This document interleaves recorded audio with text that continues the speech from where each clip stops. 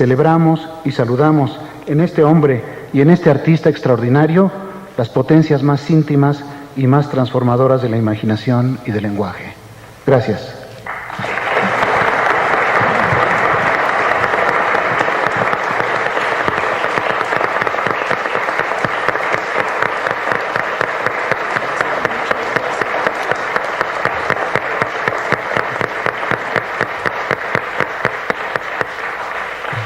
Agradecemos a David.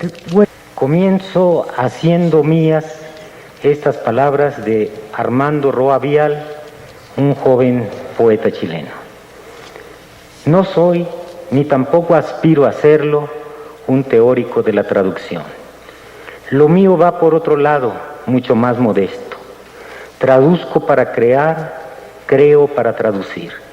Son las dos dimensiones de mi trabajo como poeta, afinidades selectivas de un diálogo gozoso, donde se es siendo otros, porque esos otros son también huellas de uno mismo a completar. Me parece que debe existir también algún otro lector como yo que al leer lo único que quiere es leerse. Al leer lo que aprueba, piensa que muy bien pudo haberlo escrito él mismo. Puede incluso querer tomar el lugar del libro, decir eso que éste no ha sabido expresar y que, según este arrogante lector, él podría decir de mejor manera. Esta lindeza, linda, por supuesto, en la más descabellada fatuidad. Pero existe otra manía aún peor, y debo reconocerla también como propia. Si bien sospecho que no soy su único practicante, porque si yo la padezco, como diría un amigo, alguien de seguro debió habérseme adelantado ya. Supongo que le pasa a todo adicto a la lectura de poesía. Cada vez que un texto me impresiona, tienen lugar en mi cabeza un sinnúmero de acontecimientos de orden mental.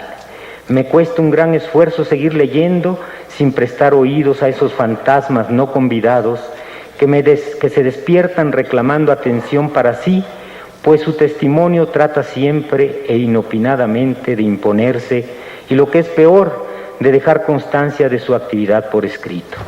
Y ello tal vez porque toda actividad poética es doble, ya que la poesía se lee, se escucha, se dice y se escribe.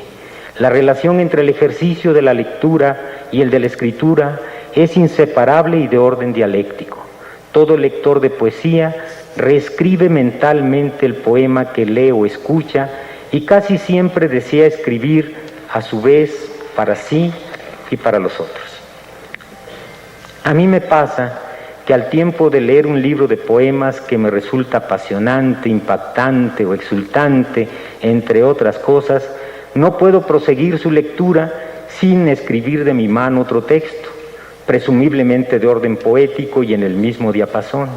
Y lo hago bien a orillas del primero, a modo de intrusa marginalia, o bien en una hoja aparte. Ese tejido, pues, es como una extensión del rizoma o de la enredadera en que me veo entonces convertido.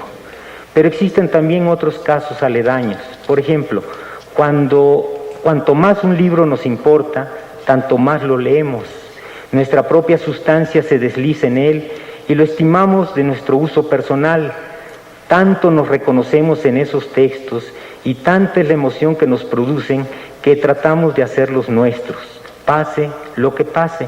Y cuando se trata de libros escritos en otro idioma, llegamos al extremo de traducirlos.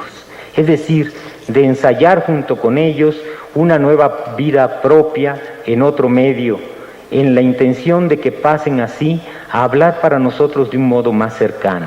Conocer en 1992 que le había sido concedido el Premio Nobel de Literatura al poeta Santalucí.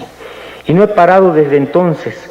Una vez vertidos Homeros al español del Golfo de México, me encuentro ahora preparando una antología de su vastísima obra poética. Derek Walcott escribió: dos de los más grandes poetas de este archipiélago proceden de islas en las que se habla un dialecto francés. Saint-John Perse, nacido y criado hasta los últimos años de su adolescencia en Guadalupe, y Aimé Césaire, natural de Martinica. En Cuaderno de un retorno a la tierra natal, así como en los poemas en prosa de Perse, desde los elogios antillanos hasta la crónica, entre otros, Hay una estricta armazón sinónima compartida con la tradición de la lengua metropolitana y que ambos poetas debieron de sentir como parte de su herencia, pese a sus diferencias raciales y sociales, pese a la distancia que separa a Pers del dialecto de los criados y de los pescadores, pese a la lealtad de Césaire a ese mismo dialecto. En lo que se refiere a la estructura visual, la poesía de ambos comparte la simetría de la oda en prosa, la apariencia de traducción de una épica más antigua que confiere a sus poemas un aire legendario. Quiero terminar diciendo que ha sido precisamente esta apariencia de traducción de una épica más antigua la que, sin saberlo yo hasta que leí esta frase de Walcott, lo que me ha movido a la desmesura imperdonable de traducir las obras poéticas de estos tres grandes